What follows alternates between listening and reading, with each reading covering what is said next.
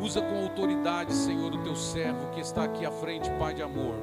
Meu Deus, nós temos fome, nós temos sede, queremos ouvir, Senhor, e nós nos entregamos totalmente para esse momento. Te agradecemos de todo o nosso coração pela tua bondade, a tua infinita misericórdia, em nome de Jesus. Amém? Queridos, aplauda o Senhor.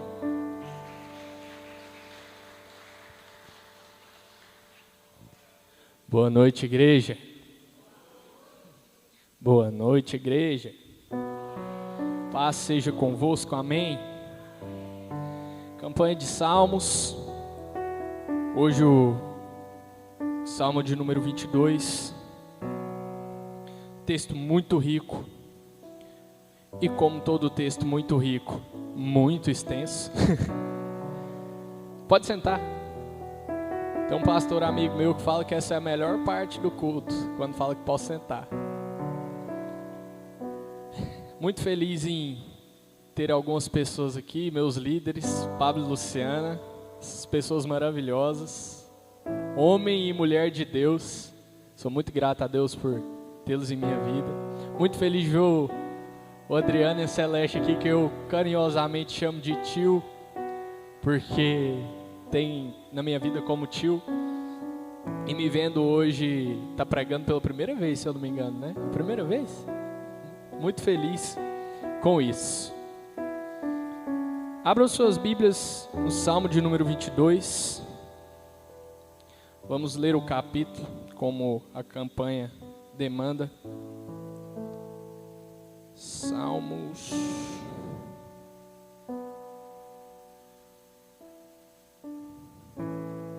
de número 22.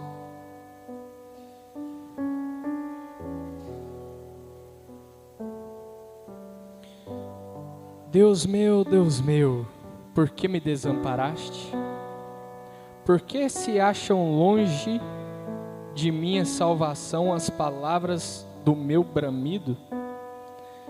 Deus meu, clamo de dia e não respondes, também de noite, porém não tenho sossego.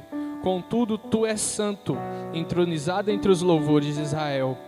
Nossos pais confiaram em ti, e os livraste. A ti chamaram e se livraram. Confiaram em ti e não foram confundidos. Mas eu sou verme, não homem, opróbrio dos homens e desprezado do povo. Todos os que me veem zombam de mim, afrouxam os lábios e meneiam a cabeça. Confiou no Senhor, livre-o ele, salve-o, pois nele tem prazer. Contudo, tu és quem me fez nascer e me preservaste, estando eu ainda ao seio de minha mãe. A ti me entreguei desde o nascimento. Desde o ventre da minha mãe, tu és o meu Deus. Não te distancies de mim, porque a tribulação está próxima e não há quem me acuda. Muitos touros me cercam, fortes touros de Bazã me rodeiam. Contra mim abrem a boca como faz o leão que despedaça e ruge. Derramei-me como água e todos os meus ossos se desconjuntaram.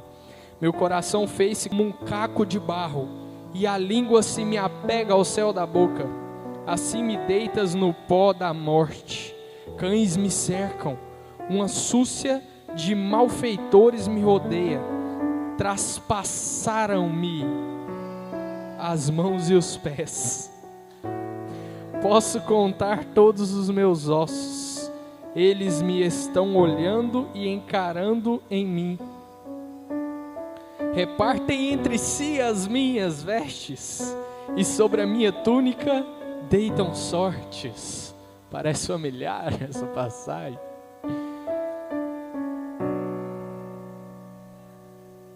Tu, porém, Senhor, não te afastes de mim, força minha, apressa-te em socorrer-me. Livra minha alma da espada e das presas do cão. A minha vida, salva-me das fauces do leão e do chifre dos búfalos. Sim, tu me respondes. A meus irmãos declararei o teu nome e cantar-te-ei louvores no meio da congregação. Vós que temei o Senhor, louvai-o e glorificai-o. Todos vós, descendência de Jacó, reverenciai-o vós todos, posteridade de Israel, pois não desprezou nem abominou a dor do aflito, nem ocultou dele o rosto, mas ouviu quando lhe gritou por socorro. De ti vem o meu louvor na grande congregação, cumprirei os meus votos na presença dos que o temem. Os sofredores hão de comer e fartar-se, louvarão ao Senhor os que o buscam. Viva para sempre o vosso coração, lembrar-se-ão do Senhor, e a Ele se converterão os confins da terra, perante Ele se prostrarão todas as famílias das nações, pois do Senhor é o reino, é Ele quem governa as nações. Todos os opulentos da terra hão de comer e adorar, e todos que descem ao pó e se prostrarão perante Ele, até que Ele não pode preservar a própria vida. Até aquele que não pôde preservar a própria vida, a posteridade servirá. Falar-se-á do Senhor a geração vindoura. Hão vir anunciar a justiça dele ao povo que há de nascer. Contarão que foi ele que fez. Quantos podem glorificar o Senhor por esse texto? Como eu disse, extenso. A campanha exige que a gente leia todo o capítulo. Agora o pastor Marcos fez um negócio interessante. Ele chegou e falou: vocês vão assistir o Ultimato agora, vocês precisam de ver o tanto que é bom. O Homem de Ferro estrala o dedo e salva todo mundo. Agora vocês vão ver com detalhes. Mas amém. Eu queria que vocês registrassem no coração de vocês, se quiserem anotar também, é maravilhoso. O Deus que não abandona, da agonia à glória. O texto base sendo o Salmo 22. O Salmo 22 é uma das mais poderosas expressões de sofrimento e ao mesmo tempo de esperança em toda a Bíblia. Escrito por Davi, ele ultrapassa a realidade pessoal do próprio escritor e se torna uma profecia de Cristo, né? Como o pastor Marcos veio e falou, se torna uma profecia messiânica muito profunda, de significado muito profundo. Ele aponta diretamente para a obra da cruz. Parece que eu estou repetindo a palavra do pastor Marcos. Mas é maravilhoso que o rei Davi escreve uma canção que detalha a obra da cruz. Eu quero ressaltar o primeiro ponto que eu quero falar com vocês. Vou tentar ser breve, mas o texto é muito extenso. A agonia do abandono. Esse é o primeiro ponto. O salmista começa o texto dizendo: Deus meu, por que me desamparaste? Essa frase ecoa séculos depois na cruz do Calvário, quando Jesus proclama em Mateus 27, 46. Por volta da hora nona, clamou Jesus em alta voz, dizendo: Eli, Eli, lama sabachthani. O que quer dizer: Deus meu, por que me desamparaste? E também em Marcos, no capítulo 15, no verso 34, que ele narra a mesma coisa, com algumas palavras diferentes. A hora nona chamou Jesus em alta voz, clamou Jesus em alta voz: Eloi, Eloi, lama sabachthani. Que quer dizer: Deus meu, por que me desamparaste? Davi expressa uma sensação de distância de Deus, mesmo sendo íntimo dele. Isso revela uma teologia do sofrimento, onde o justo também enfrenta períodos de aparente silêncio divino, como o profeta Abacuque. Curiosamente, estava falando mais cedo com a pessoa que me chamou e me perguntou alguma coisa a respeito da prosperidade do ímpio. Assim como existe a prosperidade do ímpio, existe o sofrimento do justo. E Deus todos os permite. Assim como Jó, no capítulo 23, no verso 8 e 9. Eis que se me adianto, ali não está. Se torno para trás, não o percebo. Se espera à esquerda, não o vejo. Esconde-se à direita e não o diviso. Ele fala a respeito de procurar a Deus e não encontrar, de buscar a voz de Deus e não ouvir.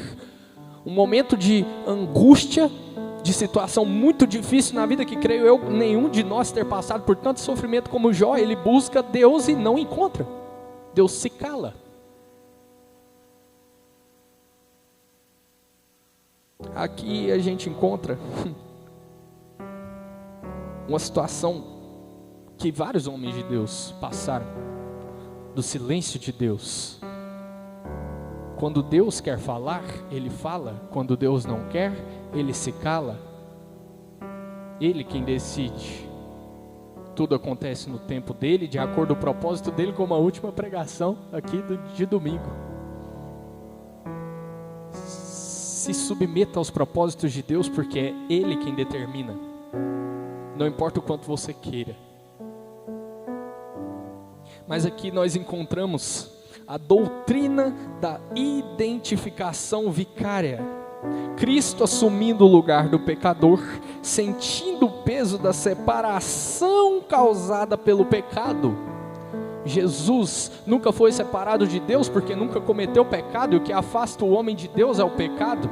Porém, quando Ele se faz pecado por nós e assume o nosso lugar na cruz do Calvário, Ele sente o peso da separação entre Ele e o Pai, porque todo o pecado da humanidade está nele. Por isso Ele clama: Deus meu, por que me desamparaste? Pensa na dor daquele que é justo e que nunca sentiu a sensação de estar longe do Pai, vendo a distância do Pai que o pecado causa. Creio eu que esse sofrimento para Cristo foi maior do que todo o sofrimento físico.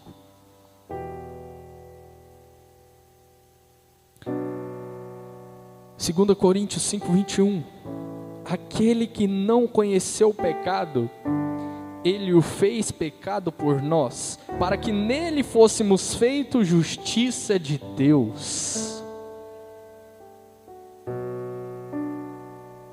Em Isaías 53, no verso 4 e 5, certamente Ele tomou sobre si as nossas enfermidades, e as nossas dores levou sobre si, e nós o reputávamos por aflito, ferido de Deus e oprimido, mas Ele foi traspassado pelas nossas transgressões e moído pelas nossas iniquidades.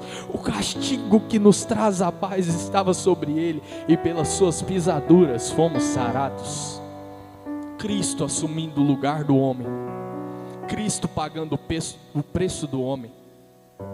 Falamos sobre a aflição do justo, mas em Romanos, no capítulo 3, vai dizer que não há um justo sequer, tanto judeus quanto gentios. Não há quem entenda, não há quem busque a Deus. Todos se perverteram e a uma se fizeram inúteis. Quem é justo? O próprio Cristo.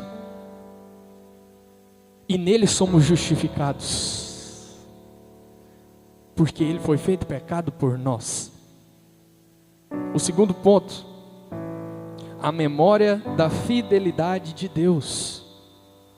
Lá no verso 3, 4 e 5 a gente vai ver: contudo tu és santo, entronizado entre os louvores de Israel. Nossos pais confiaram em ti, confiaram e os livraste. A ti clamaram e se livraram, confiaram em ti e não foram confundidos. Davi se lembra, apesar da aflição, da fidelidade de Deus, mesmo na infidelidade dos homens. Apesar do sofrimento, Deus permanece fiel. Ele se ancora na história de Israel, onde Deus sempre respondeu aos clamores do povo. Lá em Êxodo, no capítulo 3, verso 7, diz ainda o Senhor: certamente vi a aflição do meu povo que está no Egito e ouvi o seu clamor por causa dos seus exatores. Conheço-lhe o sofrimento. Deus está dizendo: eu conheço o sofrimento do meu povo, eu ouço o clamor do meu povo, embora muitas vezes não responda no tempo do meu povo. O povo de Israel ficou escravo 400 anos no Egito, até que Deus trouxesse uma resposta aos ouvidos deles. 400 anos. Mas Deus diz: eu conheço o sofrimento, e Ele diz: por isso que eu levantei alguém que tirará vocês do Egito, levará vocês para uma terra boa, que mana leite e mel, a promessa da Canaã, que Deus veio a cumprir depois. Só que lá em Juízes, no capítulo 10, no verso 11 e 12, o Senhor lembra o povo de que tem sido fiel, mesmo na infidelidade deles. Porque Deus livra o povo do Egito, morre uma geração de Moisés, morre a geração de Josué, morre outra geração, na outra eles se esqueceram que Deus abriu o mar vermelho e sustentou no deserto com maná. Bastou uma geração e eles se esqueceram do Senhor e de todos os seus feitos e suas misericórdias por eles e começaram a adorar outros deuses. Aí Deus envia uma praga, Deus envia os midianitas, que escravizam o povo novamente, e depois Deus levanta mais um para libertá-los de novo, e vive nesse ciclo. E o Senhor diz em Juízes 11, 12, porém o Senhor disse aos filhos de Israel: quando os egípcios e os amorreus, e os filhos de Amon, e os filisteus, e os sidônios, e os amalequitas, e os monitas vos oprimiam, e vós clamáveis a mim, não vos livrei eu das suas mãos? Deus lembra o povo da sua fidelidade, apesar de sua infidelidade. No seguir do texto ele vai dizer: mas vocês se esquecem de mim, adoram outros deuses. Basicamente Deus está explicando para o povo como explica para uma criança: você vai lá, enfia o dedo na tomada, eu vou lá, trato, você enfia de novo. Enquanto você não parar de enfiar o dedo na tomada, você não vai parar de sentir dor. Eu não paro de te amar, eu não paro de te cuidar, mas você vai continuar se machucando à toa. Cresce, aprende. Basicamente é isso que Deus está falando para o povo. E outra coisa é a santidade de Deus. Aqui está ligada a sua imutabilidade e fidelidade às suas promessas. Lá em Lamentações de Jeremias, no verso 22 e 23, as misericórdias do Senhor são a causa de não sermos consumidos, porque as suas misericórdias não têm fim, renovam-se a cada manhã, e grande é a sua fidelidade. Em Hebreus, no capítulo 13, verso 8, diz: Jesus Cristo, ontem e hoje é o mesmo, e será para sempre. Aqui um texto fala sobre a imutabilidade de Deus, um Deus que não muda. E aqui um texto fala sobre a fidelidade de Deus, um Deus que cumpre suas promessas. E um Deus que tem misericórdia por nós todos os dias. Então, Davi se lembra da fidelidade de Deus nesse texto. Ali do verso 3 ao 5, como eu falei. O terceiro ponto que eu quero falar com vocês é a humilhação e o escárnio do justo. Lá, a partir do verso 6 até o 8. Todos os que me veem zombam de mim. Parece familiar, né? Essa passagem é cumprida literalmente em Mateus 27. É literalmente cumprida em Mateus 27. Do verso 39 ao 44, quando Jesus é zombado pelos líderes religiosos, pelo povo, está escrito: os que iam passando blasfemavam dele, meneando a cabeça e dizendo: ó tu que destróis o santuário e em 3 dias reedificas. zombando de Cristo. Salva-te a ti mesmo, se és filho de Deus, e desce da cruz. De igual modo, os principais sacerdotes com os escribas e anciãos, escarnecendo, diziam: salvou os outros, a si mesmo não se pode salvar? É rei de Israel, desça da cruz, creremos nele. Confiou em Deus, pois venha livrá-lo agora, se de fato lhe quer bem, porque disse: sou filho de Deus. Aqui vemos o povo que passava zombando de Cristo, e vemos os principais da sinagoga, os sacerdotes, os escribas e fariseus, dois tipos de pessoas, duas castas diferentes, duas classes diferentes de pessoas, e aqui mais uma classe no segmento do texto, e os mesmos impropérios que lhe diziam também os ladrões que haviam sido crucificados com ele. Ei, Jesus foi humilhado pelos cidadãos comuns, Jesus foi humilhado pela elite religiosa, e Jesus foi humilhado até mesmo pelos bandidos que estavam na cruz. Ele foi humilhado por todos, como diz no Salmo: todos que me veem zombam de mim. É uma profecia perfeita, e vemos o cumprimento dele em Mateus. O justo sofre não apenas fisicamente, mas também psicologicamente e espiritualmente, sendo rejeitado por aqueles quem devia salvar. João 1,11: veio para os que era seu, e os seus não o receberam. Isaías 53,3: e era desprezado, o mais rejeitado entre os homens, homem de dores, que sabe o que é padecer, e como um a quem os homens escondem o rosto, era desprezado, e dele não fizemos caso algum. Mas quem? Estamos falando de quem? Estamos falando do justo, o único que pisou sobre a terra, que pode se dizer justo, passou por todas essas coisas. Aqui eu quero trazer-nos a reflexão: se Cristo passou por todas essas coisas, dando graças ao Senhor, dê graças ao Senhor em todas as situações da sua vida, porque Ele não merecia, mas nós merecemos tudo de ruim que acontece conosco. Na verdade, tudo o que merecemos é condenação, e tudo que temos além de condenação é graça, é favor não merecido.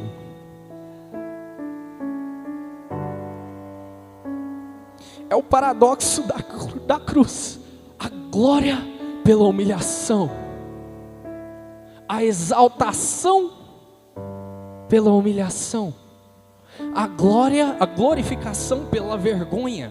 É um paradoxo completamente absurdo na mente humana. O orgulho do homem jamais o permite se humilhar a tal ponto, mas na humilhação de Cristo, Ele foi glorificado sobre todas as coisas. 1 Coríntios 1,18: certamente a palavra da cruz é loucura para os que se perdem, mas para nós que somos salvos, poder de Deus. Chega diante de um grande homem, um presidente, um grande empresário, um homem poderoso, e fala para ele passar por todas as humilhações. É loucura, é inimaginável. Para aqueles que se perdem, não faz sentido algum, mas para nós que somos salvos pelas misericórdias de Deus, é o Evangelho, é poder de Deus. A mensagem da cruz, da humilhação, a mensagem da cruz, do sofrimento e do padecimento de dores, é poder de Deus para nós que somos salvos. Quarto ponto, estou tentando correr. o sofrimento físico e espiritual. Salmo 22, do verso 14 ao 18. Derramei-me como água, e todos os meus ossos se desconjuntaram, e o meu coração se fez como cera, e derreteu-se dentro de mim. Secou-se o meu vigor como um caco de barro, e a língua se me apega ao céu da boca. Assim me deitas no pó da morte, cães me cercam, uma súcia de malfeitores me rodeia. Familiar demais isso aqui. Transpassaram-me as mãos e os pés. Ei, isso aqui não é o Evangelho, isso aqui não é a narração de João, isso aqui é Davi, falando 1000 anos antes da crucificação de Cristo. Traspassaram-me as mãos e os pés, posso contar todos os meus ossos, eles me estão olhando e encarando em mim. Repartem entre si as minhas vestes, e sobre a minha túnica deitam sorte. De novo, não é o Evangelho narrado por João, é de alguém que nem mesmo conhecia o que era crucificação. Os primeiros registros de crucificação foram feitos pelos persas e pelos medos 300 anos, 3 séculos depois da morte. Quase 4 séculos depois da morte de Davi. Davi morreu por volta de 970 a.C. Os primeiros relatos de crucificação são do século 3 a.C., são quase 400 anos. Antes de haver sequer crucificação, não estou nem falando da crucificação de Cristo.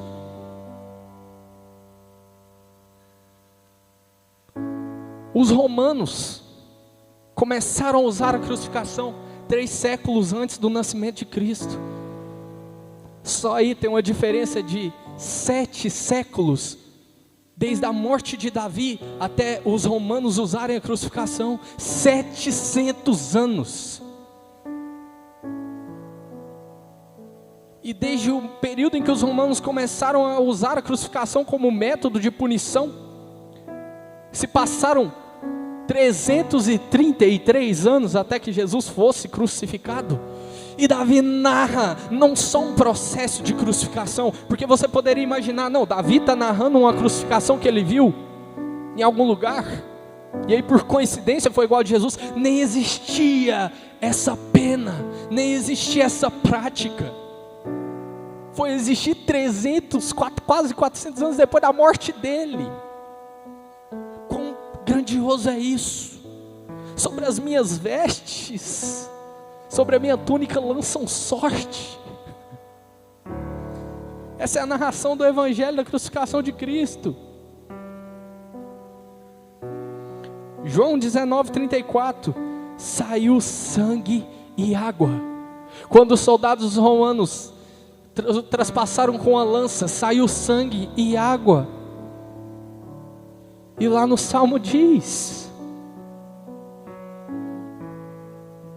derramei-me como água. João 19:23-24, lançaram sorte sobre as minhas vestes. Agora no Evangelho, aquele que presenciou a crucificação de Cristo narra exatamente o salmo que Davi escreveu 1000 anos antes de sua morte. E ainda há quem discuta se a Bíblia é a palavra de Deus, Marcelo. Ainda há quem levanta essa discussão. Será que a Bíblia é a palavra de Deus?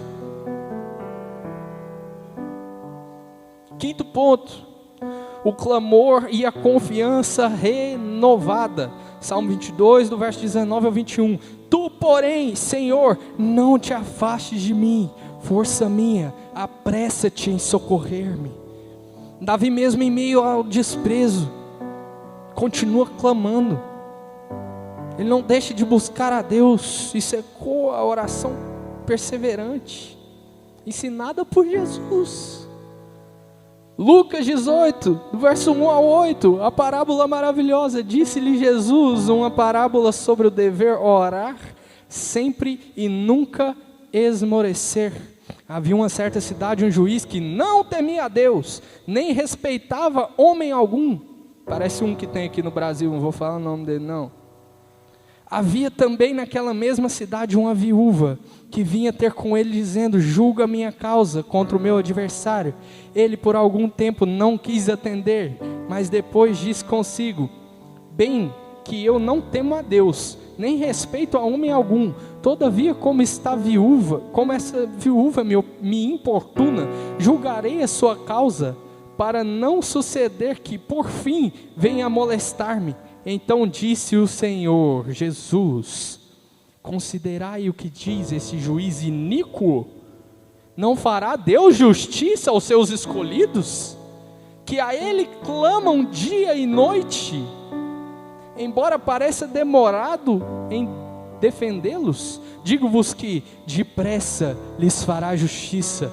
Contudo, quando vier o Filho do Homem, achará porventura fé na terra? Será que quando o Filho do Homem vier, Ele achará a fé daqueles que não se esmureceram e continuam clamando dia e noite, apesar de acharem que demora? A palavra de Deus diz que sem fé é impossível agradar a Deus. Será que quando o Filho do Homem retornar, ainda há fé em nossos corações? Ou nos esmurecemos e duvidamos dele, que tantas vezes nos salvou? O apelo por libertação mostra que o sofrimento não destrói a fé genuína. Antes, a fé fortalece na fornalha de aflição.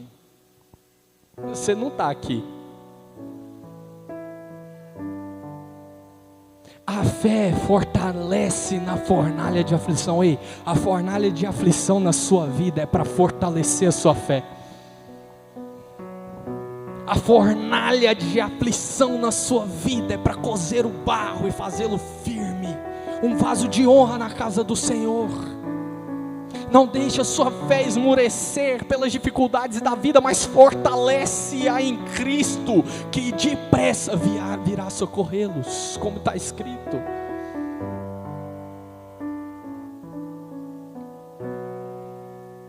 Primeira Pedro 1, 6 e 7, nisso exultais, embora no presente por breve tempo, se necessário sejais contristados por várias provações, para que uma vez confirmado o valor da vossa fé, muito mais preciosa do que o ouro perecível, mesmo apurado por fogo, redunde em louvor, glória, honra na revelação de Cristo Jesus.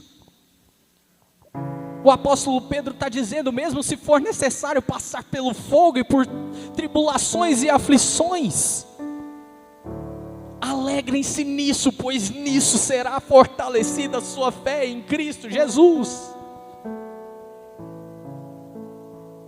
Em tudo dai graças, porque esta é a vontade do Senhor. O Senhor fala, no meu conselho será firme e eu farei toda a minha vontade. O que está acontecendo na sua vida é da vontade de Deus. Curve-se diante dos seus propósitos e tenha fé nele, porque em Romanos 12, 2 diz, não vos conformeis com este século, mas transformai-vos pela renovação da sua mente, para que experimenteis qual seja ela, a boa, a perfeita e agradável vontade de Deus. A vontade de Deus é boa, perfeita e agradável para a sua vida. E o último ponto, o sexto ponto, da dor à adoração, a vitória do Messias. Salmo 22, 22 ao 31.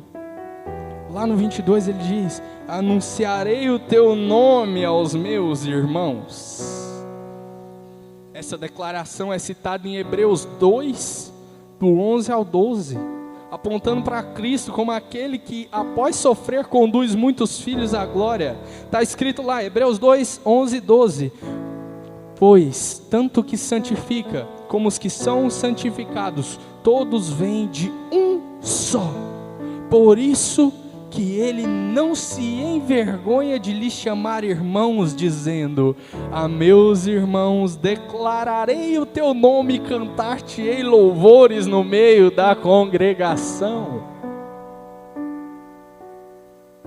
Lá em Hebreus, a segunda metade do salmo é triunfal. A primeira é sofrimento, é angústia, é uma situação triste. A segunda é um triunfo, é uma glorificação, é uma majestade grandiosa. Descreve a adoração universal ao Deus que salva. Todos os confins da terra se lembrarão do Senhor e se converterão a Ele. Isso aponta para a missão universal do Evangelho. Eu estou terminando. Mateus 28, do 18 ao 20. Jesus, aproximando-se, falou-lhes, dizendo: toda a autoridade me foi dada no céu e na terra. Portanto, ide, fazei discípulos de todas as nações, batizando-os em nome do Pai e do Filho e do Espírito Santo, ensinando-os a guardar todas as coisas que vos tenho ordenado, e eis que estou convosco todos os dias até a consumação do século. Apocalipse 7, 9 e 10. Depois dessas coisas vi, e eis grande multidão que ninguém podia contar, de todas as nações, tribos, povos, línguas, de pé diante do seu trono, diante do Cordeiro, vestido em vestes brancas, com palmas nas mãos, clamavam em grande voz, dizendo: ao nosso Deus que se assenta no trono e ao Cordeiro pertence a salvação. É assim que finaliza o capítulo 28 de Salmos, Salmo de número 28. O final declara: porque Ele fez, ecoando: está consumado. Davi no final diz: o que Ele fez, testificando tetelestai da cruz de Cristo, o está consumado. Davi chancela dizendo: Ele fez, e Jesus chancela dizendo: está consumado. O plano da salvação foi concluído.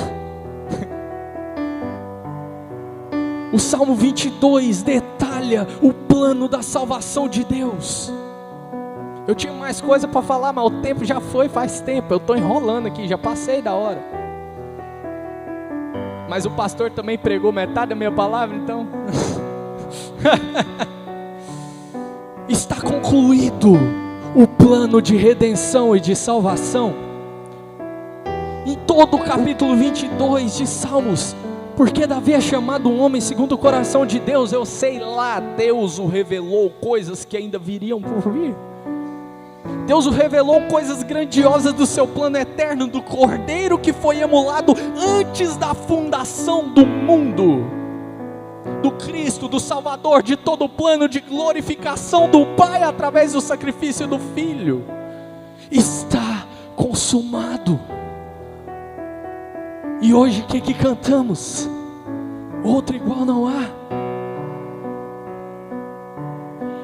Digno é o Senhor, o Cordeiro que no trono está, outro igual não há. Toda a criação, só Ele rei de adoração, outro igual não há.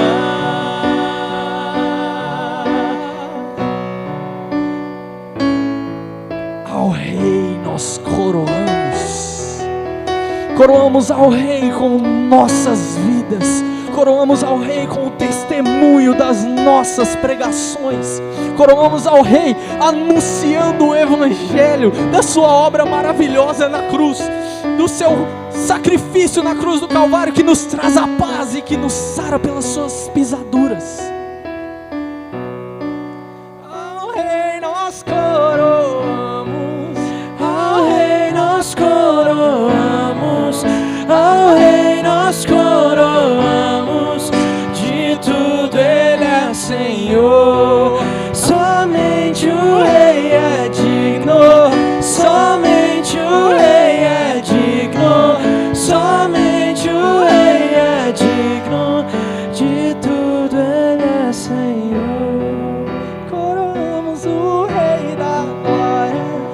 coroamos o Rei da Glória, coroamos o Rei da Glória, coroamos o Rei da Glória. Glorificado e exaltado seja o nome do Senhor, pela sua obra maravilhosa na cruz do Calvário. Fiquem na paz de Cristo, e que essa palavra venha atingir o propósito de Deus para os seus corações, em nome de Jesus, amém.